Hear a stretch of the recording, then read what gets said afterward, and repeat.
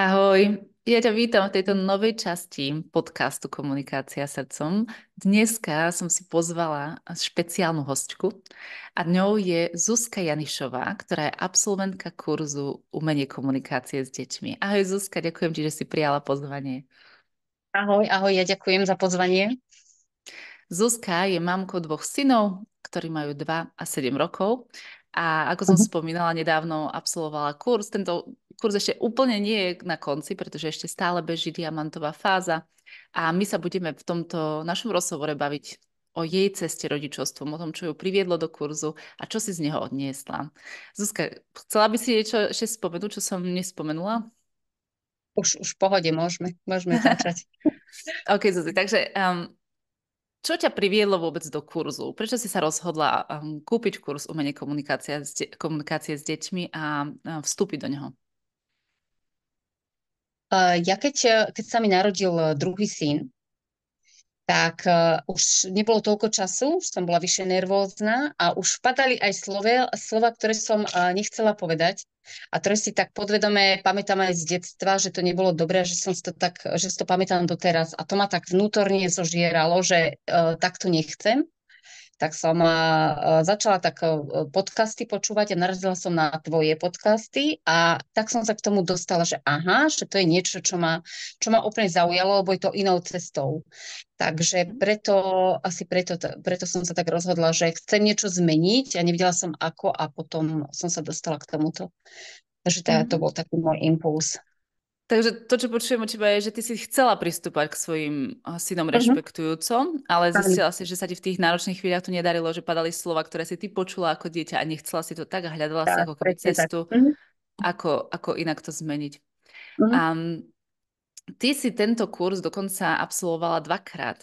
Prečo Mhm. si sa rozhodla aj druhýkrát do ňoho vstúpiť? Čo bol ten impuls? Mhm. A ja som si uvedomila, že mi to prináša prospech pre moju rodinu a pre moje deti, že to má prínos nejaký, že vidím zmeny a je to dobré. A vidia to aj deti to cítili a cítila aj manžela celkovo, tak som si povedala, že chcem ísť do toho hlbšie, Mhm. zase objaviť niečo nové, zase nejaké nové aha momenty a niekde sa posunúť a vlastne ostať na tej ceste. Takže to ma presvedčilo, že určite chcem pokračovať, až to bolo úplne jasné pre mňa, že toto je ten smer, ktorým chcem ísť, takže som využila príležitosť, keď bola takáto, A že sa zopakovať. splnilo to tvoje očakávania pri tom druhom vstupe? Naučila si sa ešte niečo iné, nové, niečo Určite. extra? Mhm. Dokonca viac, lebo som sa viacej na to sústredila, takže som ešte viac sa do toho dostala, takže som rada, že som to absolvovala. A možno, že aj tretíkrát to dám, že vždy človek niečo nové objaví, takže super. Je to dobre v Mhm. tomto, že sa A dá. človek by si mohol myslieť, že predsa ten obsah je rovnaký. Takže ako je možné, Mhm. že si aj druhýkrát sa naučila toho viac? Čo z toho ti pomohlo najviac? Vlastne situácie, ktoré prichádzali tým, že deti rastú, sa menili Mhm. a na niektoré som nebola pripravená. Takže to ma tak motivovalo, že nájsť zase iný pohľad, že keď boli menšie, zase bola trošku iná situácia. Keď už rástli, že už prišla škola, zase iná situácia a tým pádom som sa posúvala, že zase hľadať inú cestu, Mhm. niečo, ako si pomôcť. Takže to má tak, že musím pokračovať, že aby sme sa tam stretli, tam, kde chceme, že aby to bolo tak dobre. Takže to, čo počujem od teba, je, že to, že si mala, že sa menili situácie, že si mala tú Mhm, možnosť niekomu položiť tú otázku na tú konkrétnu danú situáciu, ktorú mhm, ty riešiš, bolo takým tou motiváciou možno vstúpiť do toho kurzu druhýkrát. mhm. Že tie základy si mala už predtým, ale Áno, aplikovať to na tú situáciu áno. konkrétnu, ktorú si práve riešila. Mhm. Ono to súvisí vlastne celý ten kurz jedno s druhým. To tak plynule nadväzuje. Že ty vlastne dáš informácie, ktoré sa ti tak zvedomia, že ako to je reálne a potom vlastne počúvaš audia, ktoré fungujú na tvojom podvedomí, že si sama so sebou pracuješ, potom máš nejaké cvičenia, ktoré si nám dávala a to zase trénuješ na rodine. Mhm. Čiže jednoducho všetko spolu tak súvisí, tak plynulo to prechádza, že tak ti to, aj potom tie zoomy napríklad sú veľmi fajn, že dievčatá v kurze majú veľmi podobné problémy, takže tam nájdeš ľahko odpoveď. Že keď odpovedáš niekomu a že vlastne, táto situácia je veľmi podobná tej mojej. Takže Takže to je dokonca na aj keď tom si sa super. nezúčastnila na úplne všetkých Zoomoch, tak aj tak, Áno, keď si presne vypočula tak. zo záznamu, tak si tam našla aj odpovede na otázky, ktoré riešiš. Áno. To je výborné, že sa dá ten záznam a ten si vieš aj niekoľkokrát spätne vypočuť, vždy, keď je tam nejaká Počula si ho aj situácia, ktorá viackrát. sa vedie. Áno, áno, áno. Áno, vždy som sa k niečomu vrátila, že ako to bolo presne. Takže bolo to Mhm. určite super, no. Mhm. Aké zmeny si zbadala u teba doma v komunikácii s tvojimi deťmi, možno aj niekde inde, možno s manželom, s partnerom, v práci, so širšou rodinou? Mhm. Aké zmeny si vnímala po absolvovaní kurzu a potom, čo si začala tie poznatky aplikovať do praxe? Ono je to celkovo zmena postoju. To vychádza vlastne z teba, znútra, že chceš niečo zmeniť a ideš za tým. Že Mhm. nedá sa to presne naučiť tie formulky, Mhm. ale ty chceš niečo zmeniť a tým pádom plynule vidíš potom zmenu, ako reaguješ na druhých, hej, že napríklad už len prvý krok nenásilnej komunikácie je pozorovanie, že nedáš si tam do toho svoje myšlienky, že toto je niečo zlé, ale vidíš to reálne, ako to je. A to ti strašne veľa spraví potom celkovo to vnútorné zmýšľanie, že empatia napríklad, to Mhm. používaš vyššie vo viacerých sférach, že to nefunguje tak len že teraz len na deťoch, ale ty to môžeš aplikovať vlastne kdekoľvek, s rodinou, s mužom a že úplne inak sa na to pozeráš a inak sa chováš, inak rozprávaš. A to je Mhm. super, že si to potom všimnú aj rodičia, že nie si taký podráždený alebo deti, alebo kamošky. Mhm. To je fajn. Mhm. Ty presne vlastne si spomenula aj to, čo je pre mňa fakt dôležité, dať túto správu alebo preniesť túto, že vlastne meníme tie komunikačné vzorce na tom podvedomí a na úrovni postoja. Že väčšina ľudí alebo aj otázky, ktoré ja dostávam sú, ako to mám povedať, aby, alebo čo mám povedať, aby. Mhm.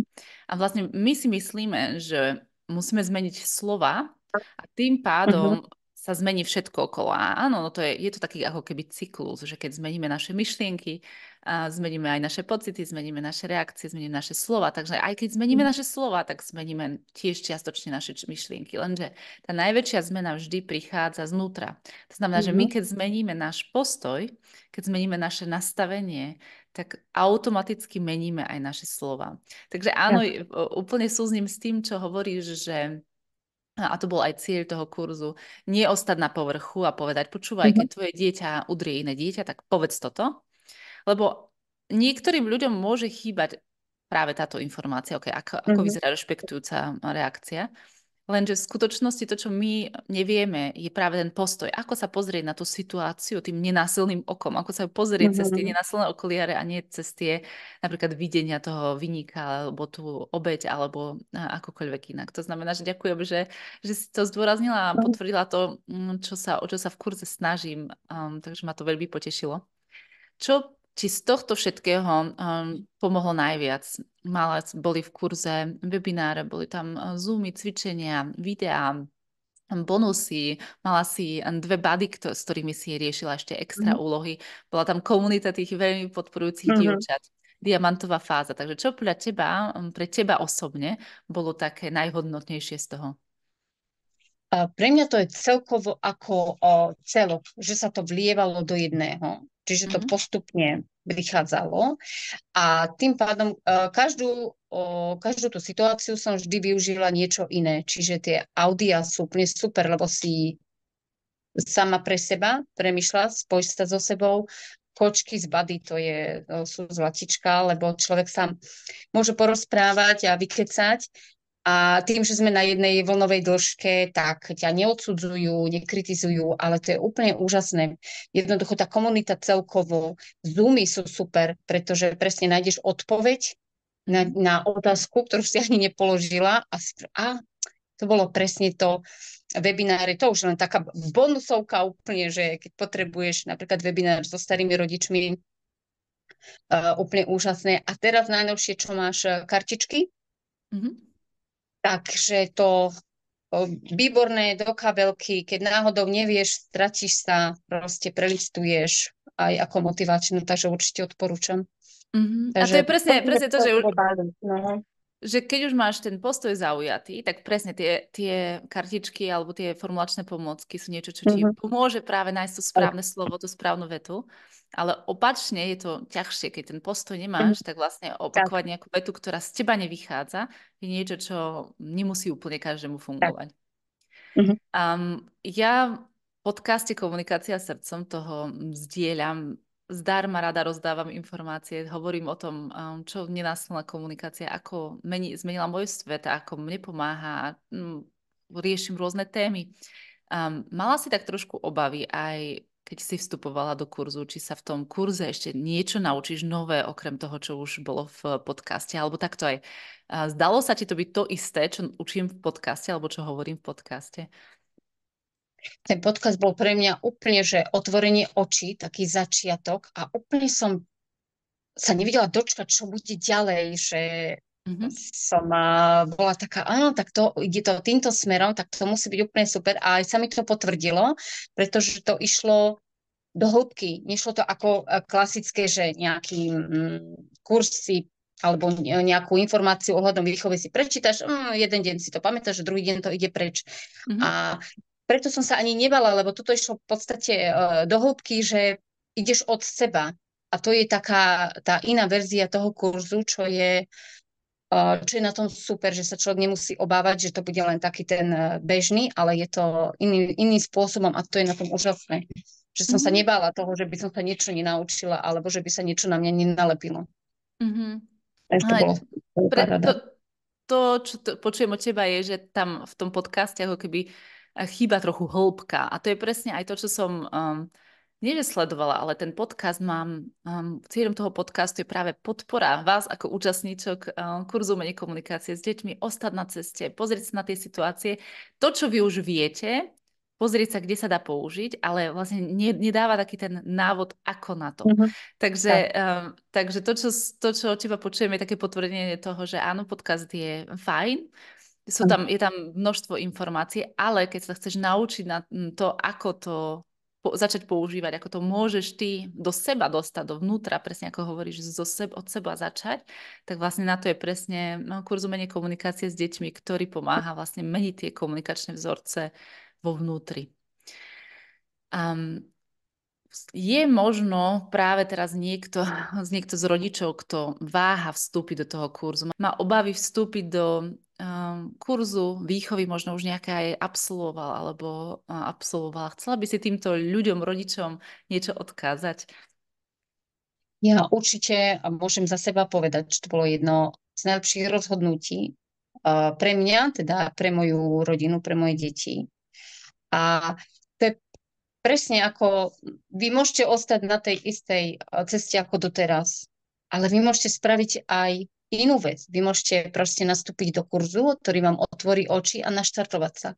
A to je na tom super, že to máte takú príležitosť a treba to využiť. To je, aj sme to v kurze preberali, ale to je presne to, keď si predstavíte, že keď sa niekto opýta za 10 rokov napríklad vašich detí, aká bola mama vaša, aké bolo vaše detstvo, aký bol tatino a čo vám na to povedia? Povedia, že áno, bola stále nervózna, stále bol u nás krík a proste ocino sa mi nevenoval. Alebo povedia, u nás to bolo také harmonické. Bolo to plné pochopenia, bolo to plné empatie, lásky, bolo tam pohoda, proste úžasné detstvo. Že čo si vyberiete? Za mňa to bolo úplne jasná voľba, že chcem to proste inak. Takže pre mňa to bolo naštartovanie a určite pokiaľ niekto váha, tak nemusí. Pretože to je najlepší krok pre vás a aj pre deti do budúcna. Mám zimomriavky z tvojich slov. Ďakujem ti, Zuzka. Je ešte niečo, čo by si chcela dodať, alebo niečo, čo ešte nezaznelo a cíti, že to chce z teba ísť von, máš to na srdci a chceš to ešte povedať, alebo už si povedala všetko? Som povedala všetko a teda by som tu mohla rozprávať ešte dlho. Iba som povedala, že je úžasné byť na tejto ceste, lebo to má inak sa na to, na ten svet človek pozerá a inak sa pozerá na tie deti a nie je cieľom byť už nejaká, že hotová mamina, ale cieľ je vlastne táto cesta a zisťovať, že aké to je super, že každý iný postoj, iná reakcia, iné slova sú super pre nás aj pre deti a že nás to len naplňa, takže teším sa, že som tu s tebou a že si nás takto sprevádzala na tejto ceste. Som Ďakujem veľmi ti rada. krásne, Zuzka, za tvoje Ďakujem. slova, aj za tento rozhovor. Veľmi veľa to pre mňa znamená, že si bola ochotná sa takto podeliť so svojou cestou a že si sa ukázala taká zraniteľná, ako si a s tými skúsenostiami, ktoré si mala. Takže ďakujem ti veľmi pekne, Ďakujem, Zuzka. Maja. Krásny deň. Ďakujem. Ahoj. Ahoj, ahoj.